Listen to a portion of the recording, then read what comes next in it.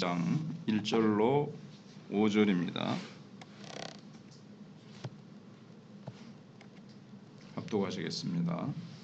내가 또 눈을 들어본즉 한 사람이 측량줄을 그의 손에 잡았기로 내가 어디로 가느냐 물은즉 그가 내게 대답하되 예루살렘을 측량하여 그 너비와 길이를 보고자 하노라 하고 말할 때에 내게 말하는 천사가 나가고 다른 천사가 나와서 그를 맞으며 이르되 너는 달려가서 그 소년에게 말하여 이르기를 예루살렘은 그 가운데 사람과 가축이 많으므로 성곽 없는 성읍이 될 것이라 하라. 여호와의 말씀에 내가 불로 둘러싼 성곽이 되며 그 가운데에서 영광이 되리라. 아멘.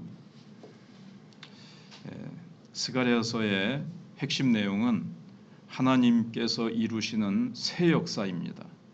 만군의 주이신 하나님은 먼저 예루살렘을 새롭게 하십니다. 이 본문은 스가랴의 8가지 환상 가운데 세 번째 환상입니다. 본문에는 먼저 우리를 이제 주목하게 하는 것이 뭔가 하면 청량줄입니다.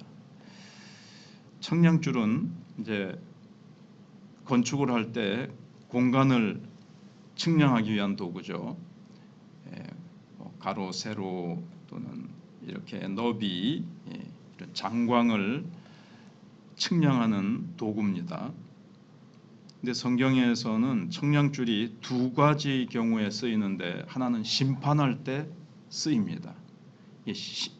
청량줄로 청량한다는 것은 저곳을 심판하시는구나. 그럴 때 이제 쓰이거든요. 아모스서 7장 7절로 9절에서는 그렇게 쓰입니다. 근데 여기서는 이제 두 번째는 어떻게 쓰이냐면 예루살렘의 이제 구원과 회복, 건축을 한다는 것은 그런 의미잖아요. 이제 건축을 하려고 한다는 것은 이제 회복이죠. 다시 재건한다, 다시 회복시켜 주신다, 구원하신다.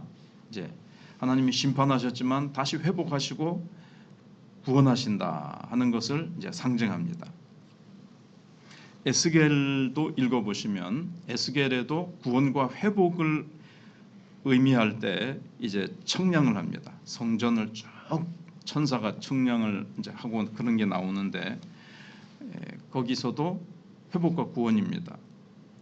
청량줄로 재는 환상은 성경에 세 군데 나타나는데 에스겔, 스가랴, 요한계시록 이렇게 나타납니다. 에스겔 40장 3절 5절에 이제 에스겔이 이제 한 사람이 측량 도구를 들고 이제 쭉 성전을 측량하는 모습이 나옵니다. 그리고 에스겔 47장에도 보면 그 사람이 성전 문지방에서 이제 물이 흘러나와서 아라바로 흘러가는 강물을 측량하는 장면이 나오는데 이런 환상은 에스겔의 이제 바벨론 포로되어 갔다가 성전이 지어지고 근데 실제로 에스겔 성전은 실제로 지어지지는 않습니다. 그냥 환상 속에서만 지어지는 거죠. 그래서 맨 끝에 이제 여호와 삼마라는 말이 나오잖아요. 그건 이제 예수 그리스도께서 오셔서 지으실 이제 성전과 마지막 날 지어질 성전 뭐 이런 걸 이제 나타냅니다. 그리고 요한계시록의 21장 15절로 17절에 또 청량줄을 손에 들고 이제 짓는데 여기 지금 스가랴의 측량자를 손에 들고 나타난 이유는 세 도시의 크기를 이제 얘기할 제보라는 거예요. 예루살렘을 이제 하나님이 회복하시고 다시 재건하실 텐데 그 도시의 길이와 넓이, 장과 광을 측량하기 위해서 이제 딱 나타난 겁니다.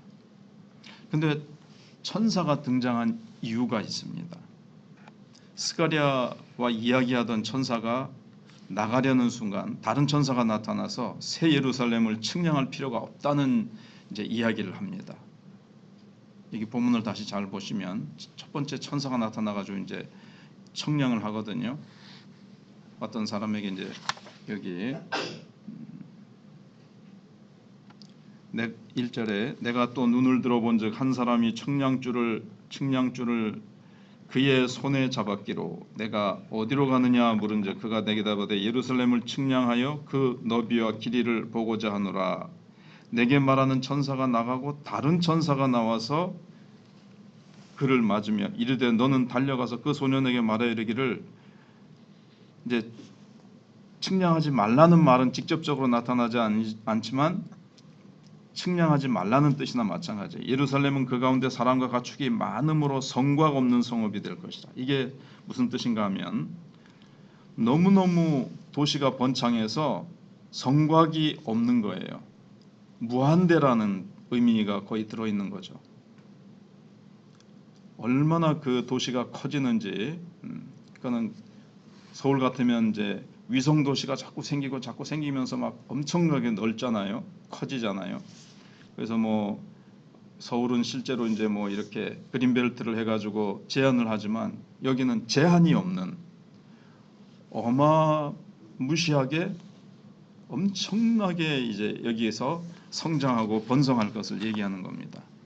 사실은 이제 신약 시대 때 열방이 주께로 돌아와서 예수 믿는 사람들이 이제 성전이 되는 거잖아요. 성전의 일부가 되는 것인데 그것을 이제 의미한다고 볼 수가 있습니다. 그래서 예루살렘을 측량하지 말라는 식으로 거기는 사람과 육축이 엄청나게 많아진다. 가득 차게 된다. 근데 이게 성경의 관용적인 어법입니다.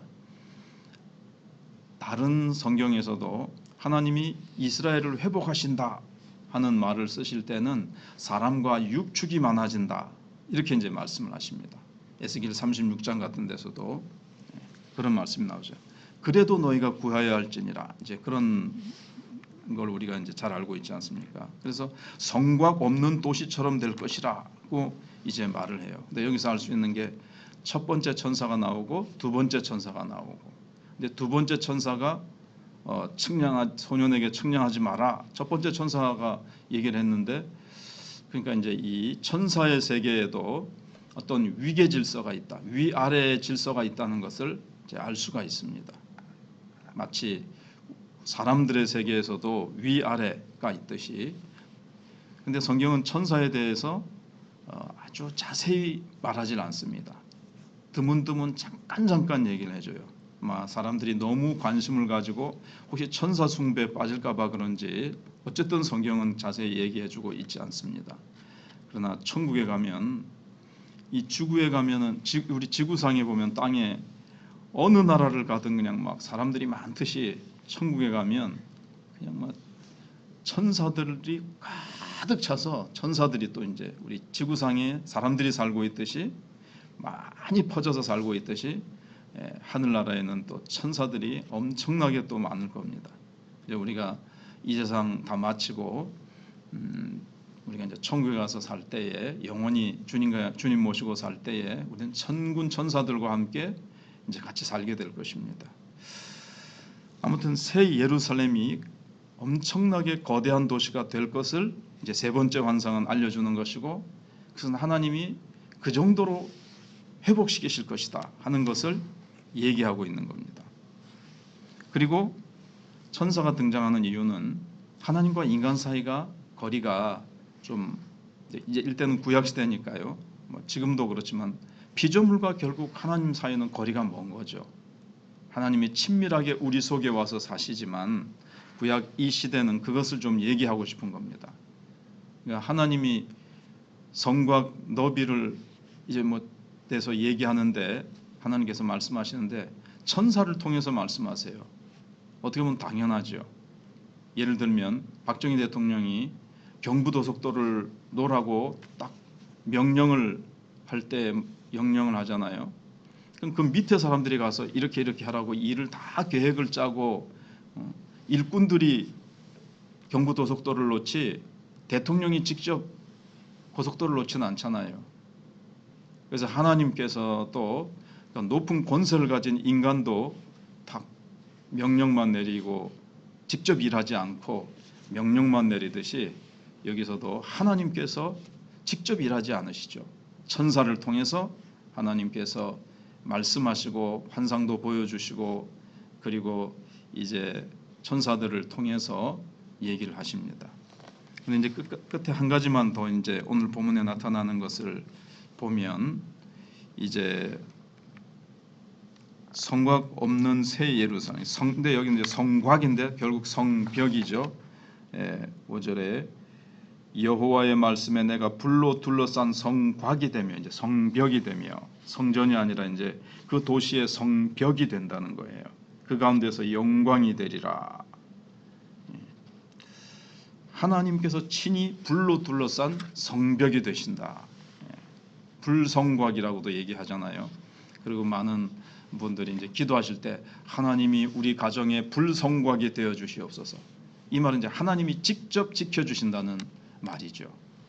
에덴 동산에서 인간이 타락하고 쫓겨났을 때 하나님께서 그룹 두루도는 이제 화영검으로 지킵니다. 그건 이제 선악을 알게 하는 나무를 따먹은 다음에 이제 생명나무 실과도 따먹을까봐 하나님께서 이제 지키셨는데, 아무튼 하나님의 지키심을 얘기하거든요. 그 화영검. 그러니까 여기도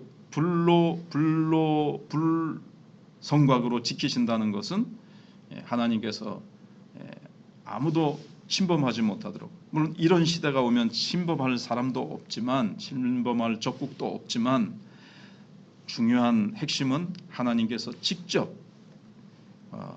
하나님의 도성 새 예루살렘을 하나님이 직접 지켜주신다. 즉 예루살렘은 이전과 비교도 할 수 없죠. 전에는 계속 심판을 받고 그들이 주변의 적대국으로부터 괴롭힘을 받았습니다. 그런데 이제는 하나님께서 직접 지켜주시면서 다시는 괴롭힘을 받지 않는, 심판받았을 때는 어땠습니까? 과거에는 앞에 1장에서 예루살렘이 텅 비어 황폐해졌습니다. 그런데 황폐해지고 텅 빈 예루살렘에 이제는 사람과 육축이 가득한데 측량할 수 없을 정도로 성벽이 필요 없는 거대한 도시로 하나님이 부흥하게 하시고 회복시키시고, 그리고 하나님께서 친히 예루살렘 성벽이 되셔서 지켜주신다 하는 뜻입니다.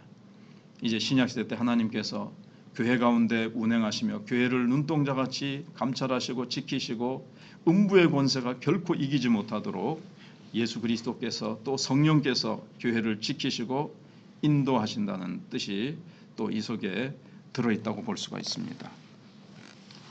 하나님께서 이제 신약시대 때 교회된 우리, 성령께서 우리 안에 거하시는 우리가 성전되었고 성령께서 우리를 지키시고 하나님께서 이 교회를 부흥시키시는데 예루살렘으로부터 시작하여 유대와 온유대와 사마리아와 땅끝까지 복음이 증거되면서 날마다 영혼들이 주께로 돌아오고 알곡들이 창고에 채워지고 주님의 몸된 교회에 계속해서 세례받고 주님의 몸에 더해지는 열방의 나라들, 지금 이란에 있는 사람들이 그렇게 주님께로 막 돌아오고, 지금 이스라엘 사람들도 돌아오고 막 곳곳에서 하나님께로 돌아오는 그런 역사가 일어나고 있습니다. 이런 신약 시대를 내다보고 이런 스가랴의 환상이 우리에게 보여주고 있는 것입니다.